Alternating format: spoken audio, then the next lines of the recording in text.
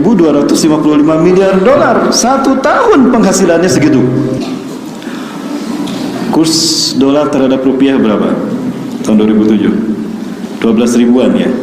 Andaikan 10 ribu saja, $1 10.000 rupiah, berarti berapa kalau dikalikan 10 ribu Bapak Ibu? 62.550 triliun rupiah setahun tuh. Lunas hutang luar negeri kita, gak perlu minjem ke Cina. Lunas hanya dengan penghasilan 1 tahun Freeport. Tapi pertanyaannya, siapa yang menikmati kekayaan Freeport ini? Itu Bapak Ibu. Belum lagi hal mahalator yang ternyata lebih besar lagi. Yang kedua, kita percepat. Di dunia ada 2 deretan gunung berapi. Ada deretan gunung berapi Mediterania, Kaukasus dan Mediterania. Ujungnya ada di Indonesia Timur. Artinya 40% panas bumi kita punya. Dari semua panas bumi, gas alam, 40% Indonesia punya, Bu. Dikuasai oleh satu negara. Hampir 50%, setengah dari panas bumi dunia. Harusnya LPG gratis untuk bangsa Indonesia. Loh kan undang-undang demikian, Undang-Undang Dasar 45 mengatakan, pasal 33, kekayaan alam yang dimiliki oleh negara Republik Indonesia itu dikelola oleh pemerintah untuk kesejahteraan rakyat Indonesia, bukan rakyat Cina. Betul Bapak Ibu? Takbir. Ini yang harus kita tuntut terhadap undang-undang. Tapi siapa yang peduli sama undang-undang sekarang? Banyak di amandemen. Baik Bapak Ibu. Kemudian yang ketiga,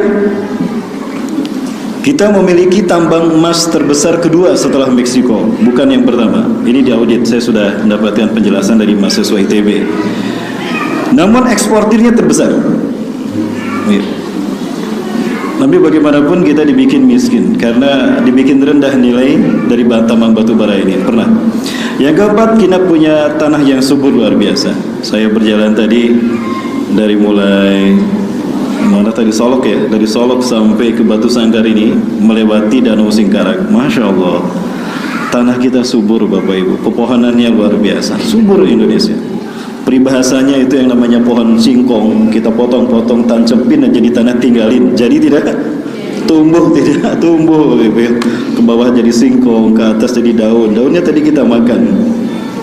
Luar biasa, ikan luar biasa, kaya gitu Bapak. Yang kelima, kita adalah negara kepulauan, sehingga kita dengan memiliki lautan terluas, maka kita dijuluki the largest archipelago in the world, negara dengan lautan yang terluas.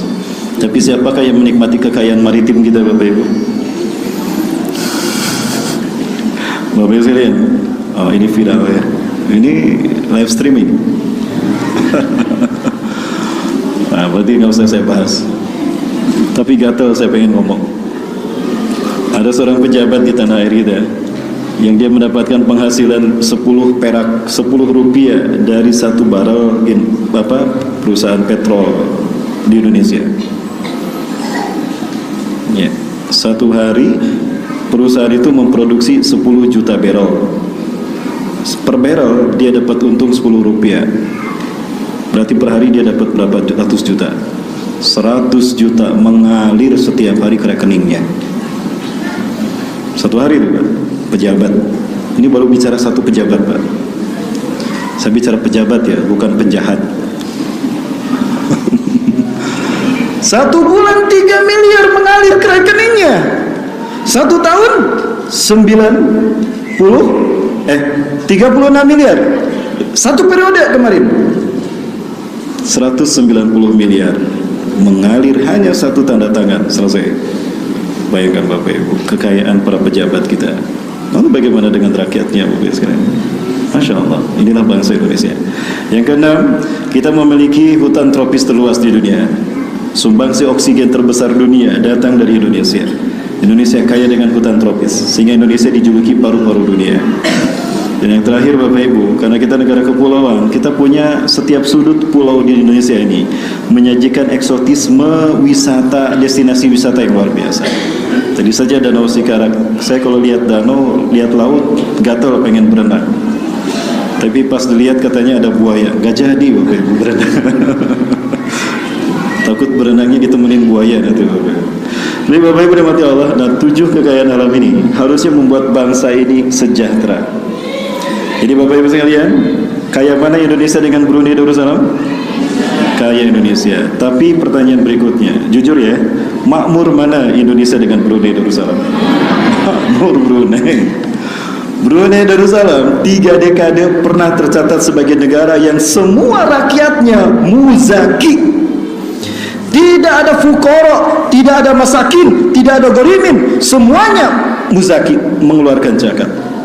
Saking makmurnya. Kalau sudah tidak ada lagi yang menimba zakat di Brunei, kemana zakat orang Brunei dipergikan, diserahkan? Ke Indonesia. Padahal kita negara kaya. Apa yang menyebabkan ini semua? Kepemimpinan bangsa ini. Betul? Kepemimpinan. Ada satu nas yang saya malu membacanya. Kalau tidak salah ini hadis Rasulullah. Mudah-mudahan hadis ini saya temukan kembali. Sudah lama saya menemukan hadis ini. Apabila Allah cinta pada satu kaum, apabila Allah ridho pada satu bangsa, cukup Allah berikan seorang pemimpin yang adil, yang membimbing kaumnya pada kebenaran, membimbing rakyatnya kepada jalan yang selamat dunia dan akhirat, sehingga kaum itu mencintainya, dan pemimpin itu pun mencintai kaumnya, dicintai rakyatnya. Sehingga walaupun miskin negara tadi, tapi hidup sejahtera. Sebaliknya, wa inna Allah idza yaghdibu an qaumin, jika Allah benci dan murka pada satu kaum, marah satu kaum, cukup Allah berikan kepadanya atahumullahu amiran fajiran, cukup diberikan kepadanya pemimpin yang zalim, fajir, tukang tipu. La yakudu ummatu ila ridwanillah wa ila salamati dunya wal akhirah. Dia tidak menuntun umatnya kepada ridho Allah dan juga pada keselamatan dunia dan akhirat. Lakinna ila halakatid dunya wal akhirah, tapi dituntun pada kehancuran dunia dan akhirat.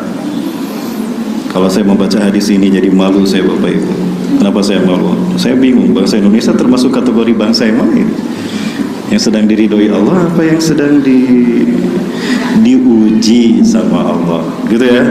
Bukan dimurkai, nauzubillah. Diuji.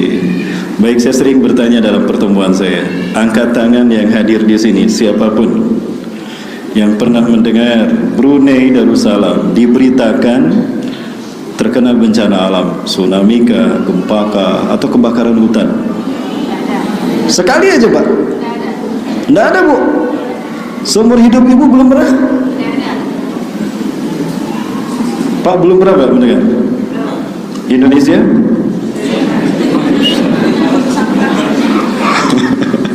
Kenapa demikian? Bukankah kita mayoritas Islam?